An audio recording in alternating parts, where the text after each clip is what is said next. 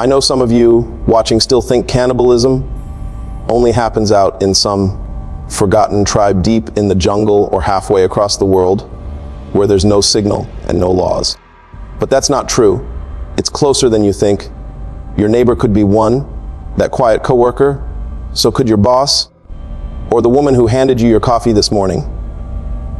And I mean no disrespect when I say this, but in the world we live in now, if you're still trusting people blindly, you could end up as their next meal. Now let me ask you something. Have you ever been at someone's house or some event and eaten something that just didn't sit right with you? Like your body knew something your mind didn't want to accept? If you have, drop it in the comments, because what you are about to hear is disturbing and almost unbelievable to an average person. I wasn't always the kind of person who got invited to things like this. Most nights I was eating takeout on the floor of my apartment, working 2 jobs and still figuring out which bills I could skip without getting shut off. So when I got the envelope, I thought it was a mistake. It had no return address or a detailed real message. Just thick black paper, gold ink, and one sentence printed in the center. Car will arrive at 5 p.m. Formal attire required. That was it. No RSVP, no explanation. Just a time, and this weird feeling that whoever sent it already expected me to show up, and I did. At first, I thought it was one of my crazy friends trying to play pranks on me or something. The car came right on time. All black, windows so dark I couldn't see the driver. He didn't say a word, just opened the door and waited like he already knew I was the one. At first glance, it looked like some kind of charity dinner or one of those exclusive networking events rich people throw to feel important. But the longer we drove, the less sure I became.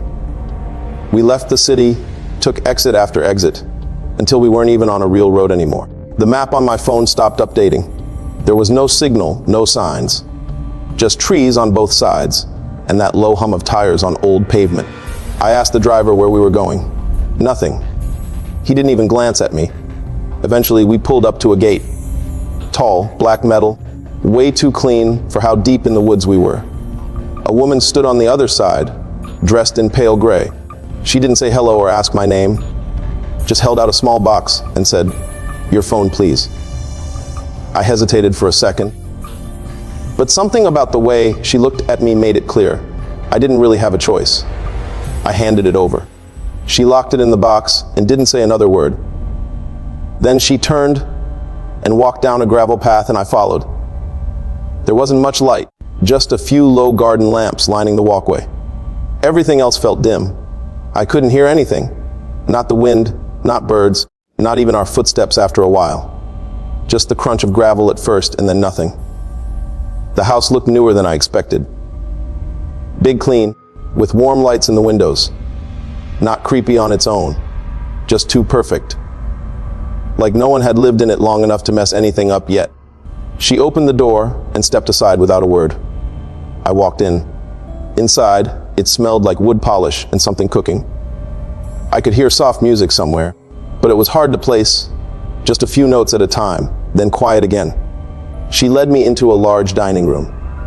The table was long and set for 12. 10 people were already seated. Nobody looked up. They were all dressed well, calm, focused on their plates. My name was printed on a small card above the last empty seat. I sat down. The person next to me gave a small nod, then went back to eating. I didn't say anything. I didn't know what this was yet. There were no introductions, no welcome speech. Just forks moving and glasses being set down. I looked at my plate, and for some reason, that was the moment something shifted. Like whatever was going to happen had already started, and I made a big mistake stepping into that dining hall. The first course was already waiting by the time I sat down. It looked nice, clean plate, tiny serving, a dark slice of something resting in the center, with a few greens placed around it like decoration. You could have told me it came from a 5-star kitchen, and I'd have believed you. But something about the smell made me hesitate. It was rich and warm, but there was this sharpness under it. Not bad exactly, just off, like metal or whetstone. The man to my right had already started eating, neatly. No hesitation. I leaned over slightly and asked what it was. He paused, chewed, then said without looking at me, "It's better when you don't ask." His voice was calm, casual, like this wasn't his first time. I waited a few seconds. No one else seemed confused. Forks moved quietly. Glasses clinked now and then, but no one was talking. No laughter, no names being exchanged. Just quiet eating, like everyone knew exactly what they were here for.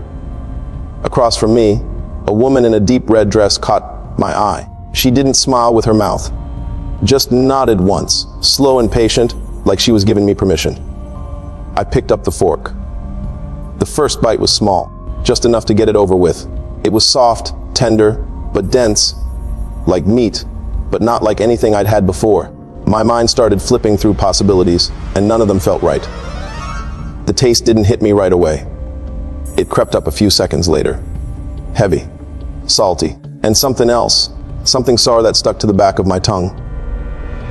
I put the fork down. Across the table, someone raised a glass. "To what sustains us," he said. The rest joined in, same words, same tone. They clinked glasses gently and drank. No one looked at me, but I felt every set of eyes. I raised my glass, followed their lead. The second course came before I had a chance to process the first. A new plate. Smaller, this time. Something seared, resting on a thin red sauce. I didn't ask this time. My stomach was already turning, but I kept my face still. Everyone around me kept eating like nothing was strange. Like this was comfort food. The second bite was worse. Tougher. Chewier. There was something stringy in the middle that pulled apart when I cut into it. That's when I saw it. A sliver of bone. Small, delicate, the kind that doesn't come from animals. Not ones we eat, anyway.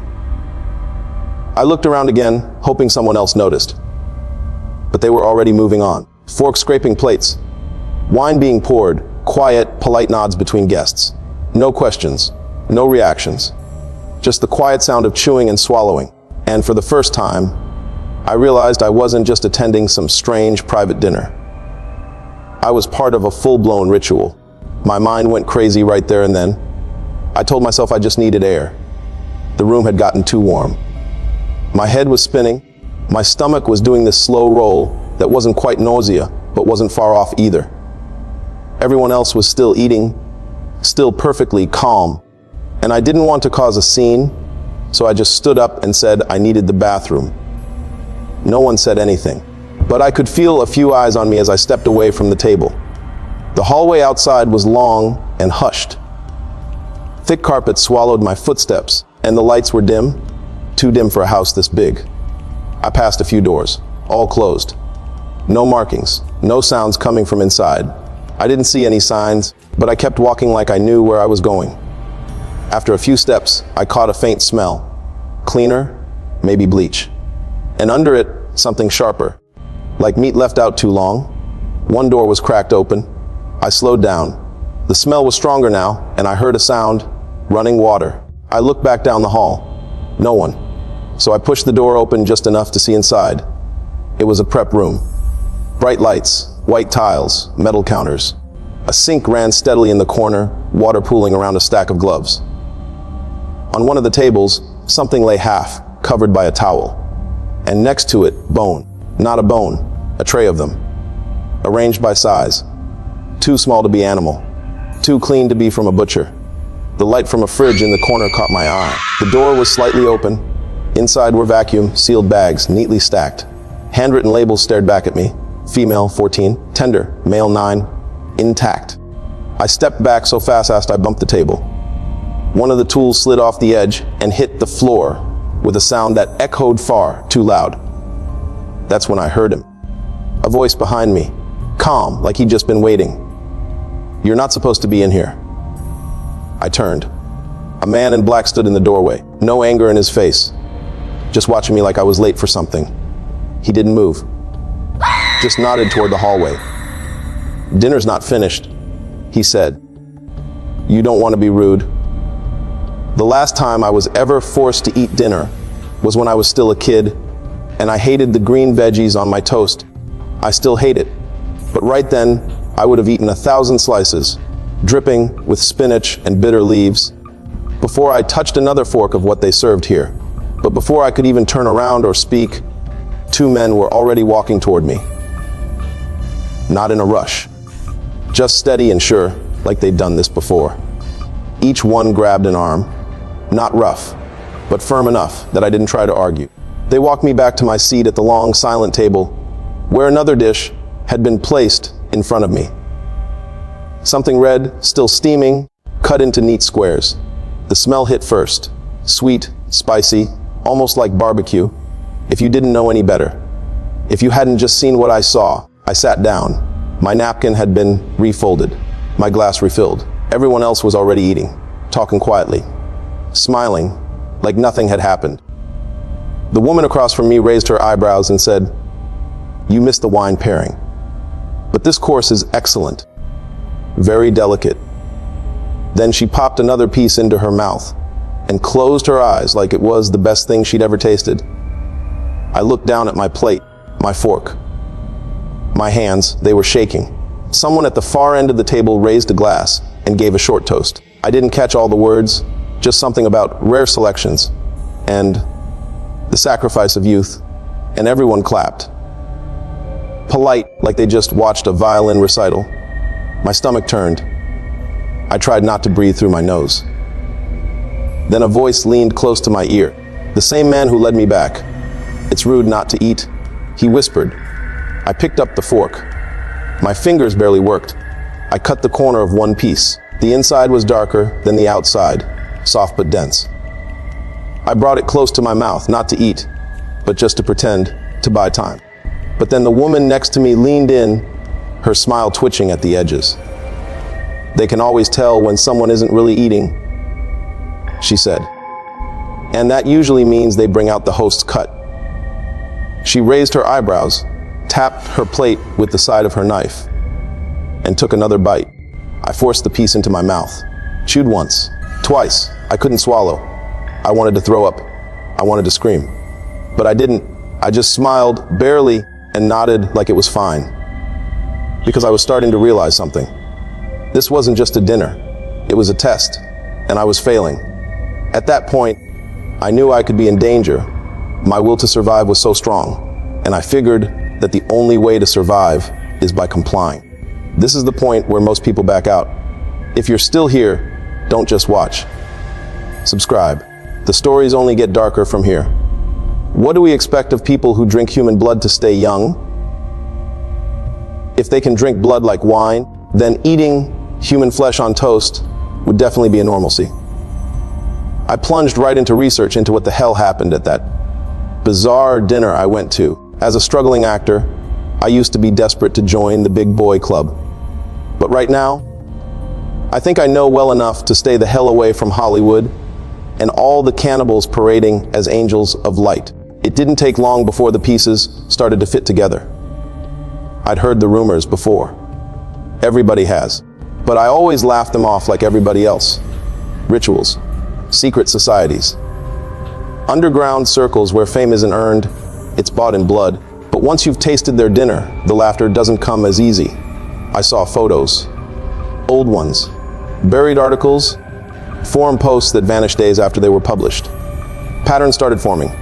Same names, same locations, same faces showing up at charity events by day and disappearing for weeks at a time with no explanation. And always Oprah. Not at the center, not publicly, but close, too close. She's the kind of person you're trained not to question. Too successful, too generous, too admired. But now, I remembered the look in her eyes at the dinner.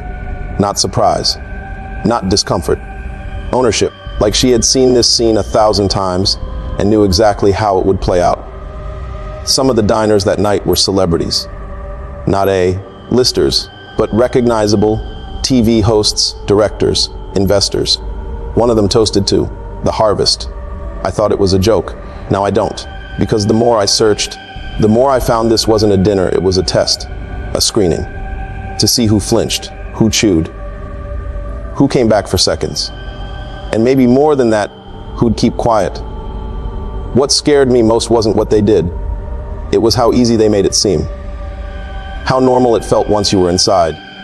The warmth of the lights, the sound of silverware, the music playing softly in the background while people tore into a human rib like it was a rack of barbecue. There was no shame, no secrecy. Because when you're in that room, you don't matter anymore. The rules are theirs. You're either a guest or the next course. It soon dawned on me that the world is slowly evolving backwards. We're starting to live more like the animal kingdom, where there's only prey and predator, where the strong feed on the weak to survive. I never stop asking myself why. Why would anyone want to eat another human being, someone just like themselves? For pleasure, for power. What do they gain? But I've come to understand something worse. It's not about survival. It's about dominance.